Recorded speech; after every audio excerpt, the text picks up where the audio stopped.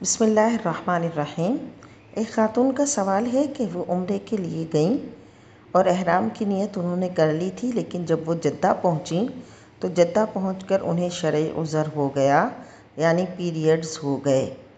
تو آیا کیا اب ان کے احرام ختم اور وہ دوبارہ سے مسجد عائشہ جائیں گی؟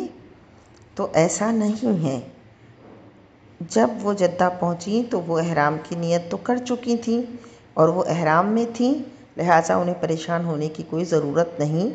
وہ اسی احرام کی پابندی کے ساتھ ہی مکۃ المکرمہ میں رہیں گی، اور جیسے ہی ان کا حیض ختم ہو جائے گا، یعنی پیریڈز ختم ہو جائیں گے اور بلیڈنگ رک جائے گی، تو وہ غسل کریں گی اس طرح کہ پورے جسم پر سر سے پاؤں تک پانی بہائیں گی، اور پھر کپڑے چینج کر کے تبدیل کر کے وہ حرم میں جا کر طواف کر لیں گی، صفا مروہ کی سعی کر لیں گی اور تقصیر کر لیں گی، یعنی اپنے بال تراش لیں گی۔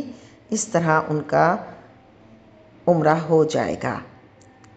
ان کو نئے سرے سے مسجد عائشہ جا کر نیت کرنے کی ضرورت نہیں ہے۔